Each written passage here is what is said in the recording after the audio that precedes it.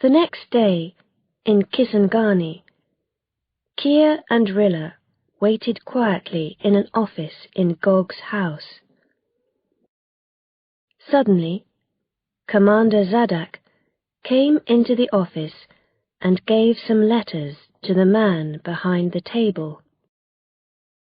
He saw the two young people and stopped in front of them. "You again," he said.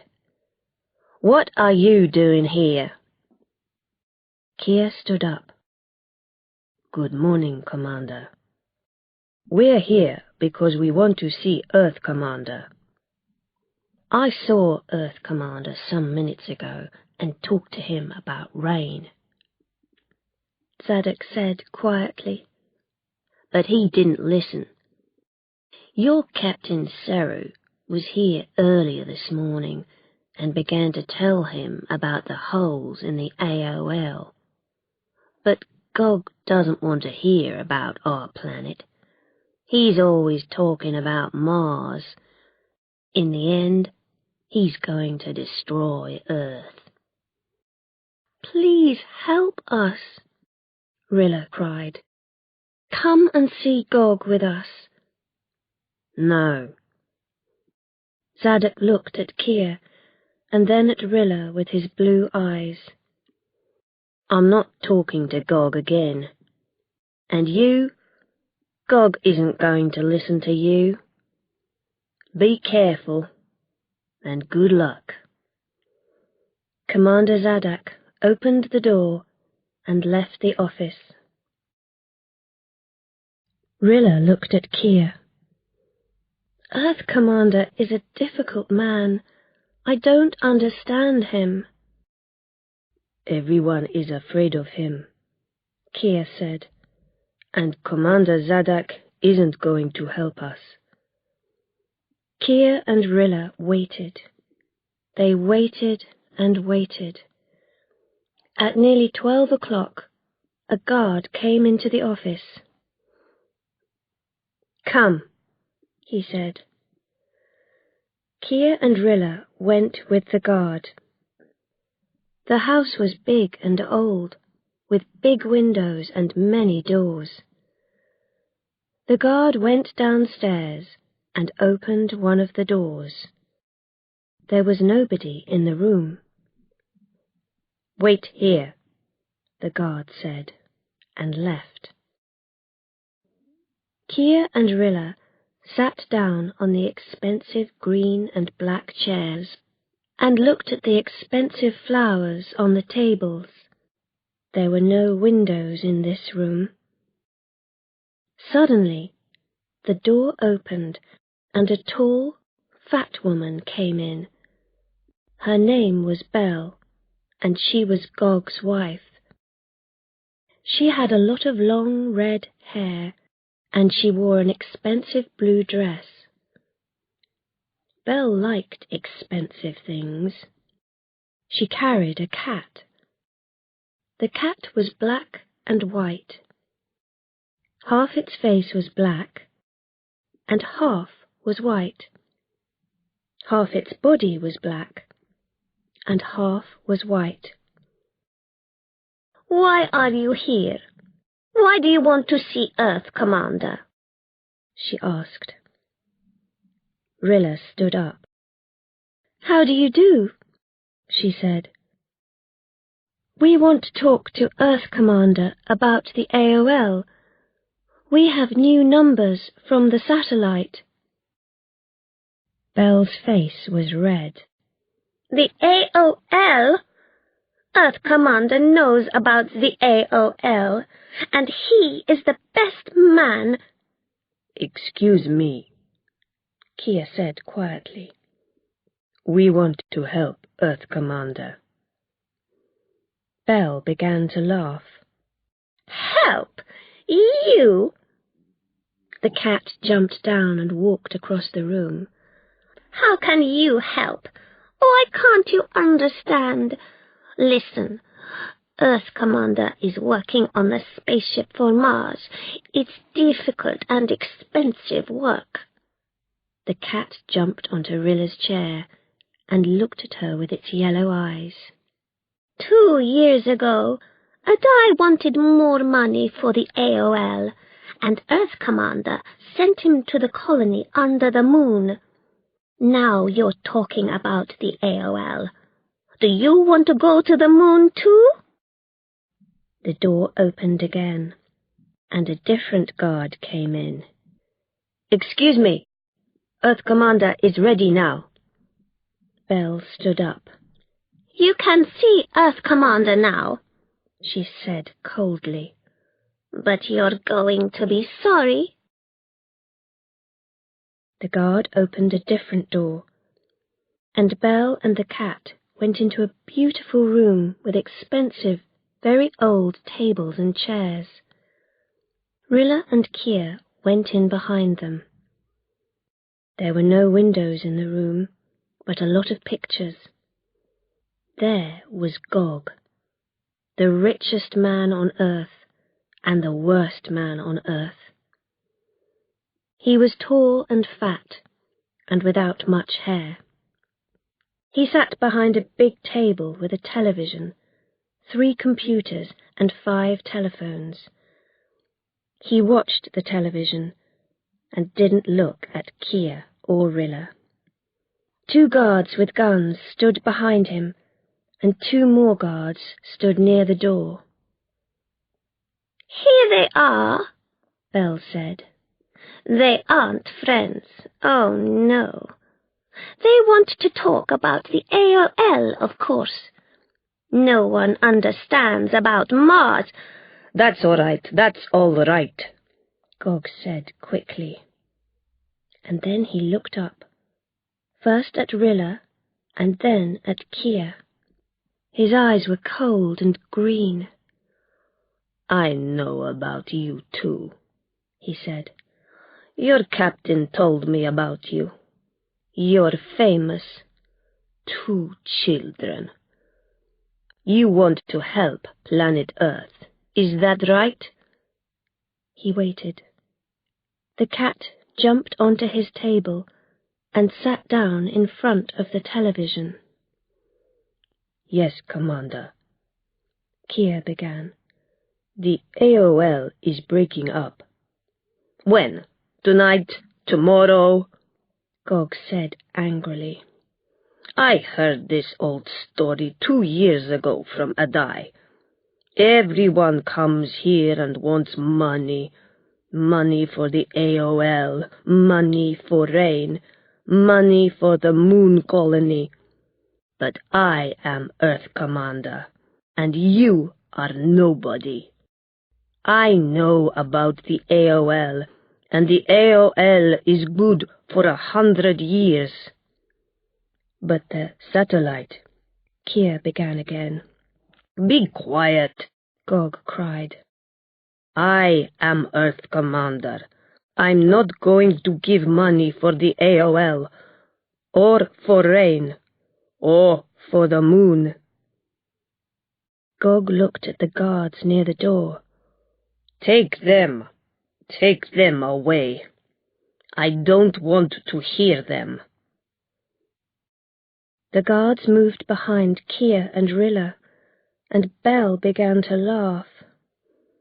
Goodbye, she said. You're not going to the moon. You're going to prison. You can talk about the holes in the AOL there. Commander Zadok was in his room at the biggest hotel in Kisangani. Suddenly, he heard the phone. Commander, someone said very quietly. A man and a woman from ship OM-45 in prison 888. The phone went dead. Zadok put the phone down, stood up, and left his room. Prison 888 was a big white building without windows near Gog's house. There were a lot of guards at the gate, and some more guards marched past the building. All the guards carried guns. Commander Zadok walked across the road to the prison. "I want to visit someone. My name is Commander Zadok." "I'm sorry, Commander," a guard said. "We can't open the gate. Nobody can go in without a letter from Earth, Commander." "That's all right," Zadok said, and walked along the road past the prison. A guard ran behind him. "Excuse me, Commander," he said quickly. "Please come back tonight. I can open the back gate at midnight. You can see the 2 people from ship OM-45. Zadok looked at the guard. "Your captain's going to kill you." The guard smiled.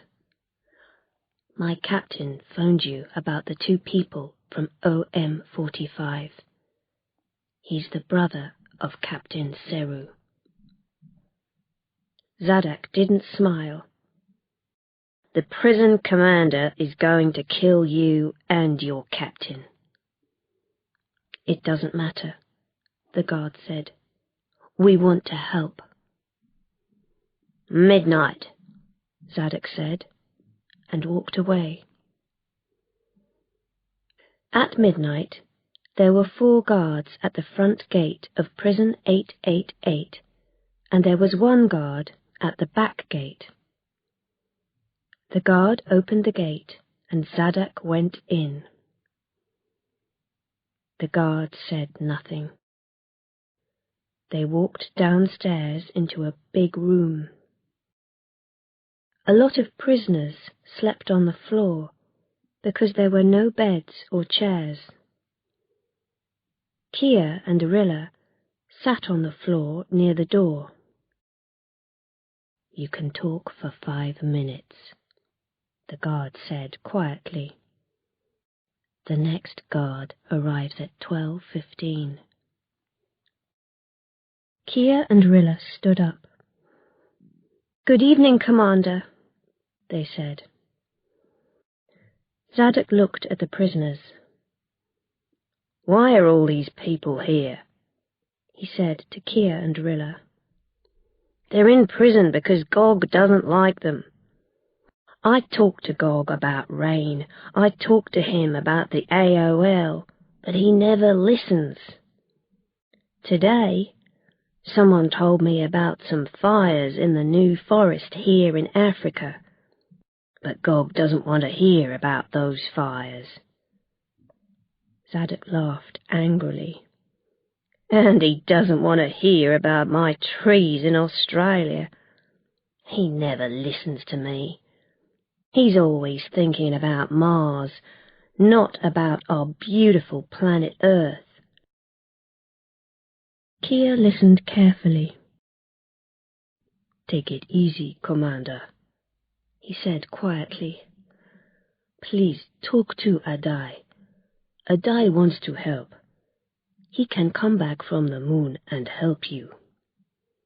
"No," Zadok said. "I phoned Adai this afternoon. He's a good man and he wants to help, but I don't need help. I'm going to stop Gog. I'm going to kill him." Kia closed his eyes for a minute. "Gog's guards have guns. They can kill you, Commander," he said. "You need more people to help. Wait for Adai. He can help you to look for more people." "No, Kia," Zadok said quietly. "I don't want more people. Adai can come back to Earth after Gog is dead. After I'm dead, perhaps. I don't want Adai to die too." "Excuse me, Commander," the guard said. He looked at the clock near the door. "Okay, let's go," Zadok said to the guard. He looked at Rilla and then at Kia. His eyes were very blue. "Goodbye," he said. "Goodbye, Commander," Kia said. "Be careful," Rilla cried, "and good luck." Early that morning, Earth Commander's house was quiet. A guard opened the door. "Good morning, Commander Zadok," he said. "Earth Commander isn't in his office." "That's all right," Zadok said. "I can wait." Zadok went upstairs and waited. At 8 o'clock, Belle came into the room. "Good morning, Commander," she said. "You're early this morning. Are you happier today? Earth Commander was very angry with you yesterday. Don't begin talking about rain or the AOL today." Zadok smiled, but his blue eyes were cold. "No," he said. "I'm not going to talk about rain today." Just then, Gog came into the room. He looked at Zadok. "What's wrong? Why are you here at 8 o'clock in the morning?" Zadok took his gun from his pocket. Gog saw the gun, and his face went white. His eyes were dark and afraid. For a second, nobody moved. Suddenly, Belle's black and white cat ran into the room. "Guards! Guards!" Belle shouted. The cat jumped at Zadok, and Zadok hit the cat away from him. Belle ran across the room to Gog, and Zadok at that second shot at Gog. But Belle was between him and Gog. She gave a cry and fell to the floor. Her hair looked very red on the black floor. "No!" Gog cried. "You shot Belle!" The 3 guards ran into the room with their big guns and stood in front of Gog. "Kill him!" Gog shouted, and began to help Belle. Zadok looked at the guards, and then at Belle and Gog. Kia was right. He was going to die. "I'm sorry, Kia. I'm sorry I die," he said quietly. The guards shot Zadok. Slowly, he fell to the floor.